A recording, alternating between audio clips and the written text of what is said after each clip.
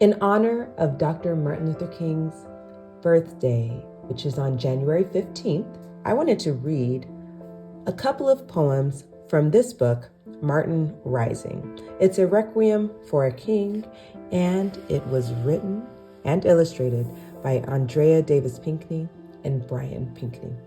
So it is broken into several sections. This first section is called Daylight, and the first poem that we have is Sparkling Eyed Child. And you'll see the date of January 15th, 1929. That is Dr. King's actual birthday. All right, I'll begin. Sparkling Eyed Child, January 15th, 1929. Baby boy born, eyes sparkling, Martin. Came into this Jim Crow world, brought daylight to this unfair world, this legal to cheat blacks world with God-given gifts. Big voice, sharp mind, sparkling-eyed vision that could see something special in tomorrow's promise. He studied oratory, sociology, theology, and excelled. When he became a full-grown man, he found a place in history as he fulfilled his destiny to fight for full equality. As scholar, preacher, believer, and teacher of what it means to dream. Now I'm going to skip ahead, and I've moved on to this section, this next poem entitled Shattered. The date on this one is March 28th, 1968. I will let you all know, if you didn't already, he died about a week or so later, in April of 1968. That's when he was assassinated. So this is a poem that was written about a time right before he passed away. Let me go ahead and read. Shattered, March 28th, 1968. Out like a lamb. March, you are fickle, unpredictable, tricky. Today is hot, sticky. The peach meat sun is an ochre ball, beating its heat down, down. Drowning winter, inviting forsythia to gladden gardens with its own natural blooming rhythm. It's a good thing, too. Those frilly flowers are welcome bouquets for Martin's return to Memphis. The sanitation workers' march starts. 11 o'clock on the nose of what they hope will be freedom's punctuality. Garbage men go all out, all showing up, so proud. Boys and girls, 22,000 of them, playing hooky, skipping school, so they too can demonstrate.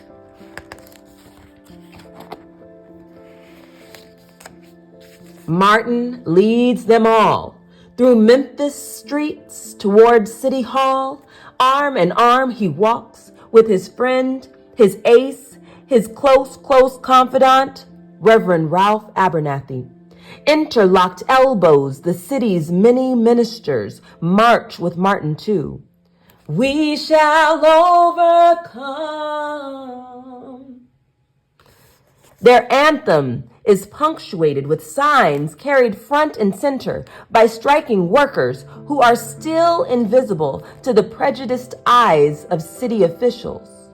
4 words shout simple affirmations of their humanity. I am a man. I am a man. I am a man. Those banners incite. They rile. They inflame so much anger in the strikers' hearts. I am a man. 4 words churn the innards of the men who today Under the preach-meat orchard sun, clearly see the nonnities they have become in the minds of many.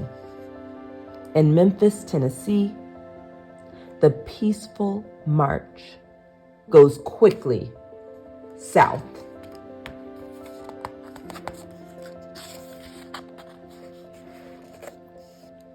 Takes a turn of the worst kind. Violence. Fathers, brothers, black mothers, sons, humiliated by their second-class status, sick of striking, strike out. Hurling glass bottles against the pavement, painted hot by ripened peach meat. Smashed windows to loot what they could never afford on their lower-than-the-curb paychecks. Breaking into local stores, taking revenge, snatching back lifetimes of stolen entitlement. An eye for an eye, a tooth for a tooth. We are all blind and toothless now. Their rage explodes into a full-scale riot. Police, billy clubs, tear gas, crying, gasping. Prayers for fresh air suffocated. March over, Martin declares. The king's resolve is shattered into heart-sick shards. To Ralph, his close ace, his right-hand man, Martin utters doubt in his dream for peace. Martin confides in his friend that he's afraid to hear the voice of violence, a flashing siren approaching. You guys, this was one of the last causes he had an opportunity to be a part of. He wanted to make sure that everybody had a livable wage. Well, as we honor Dr. King, be intentional.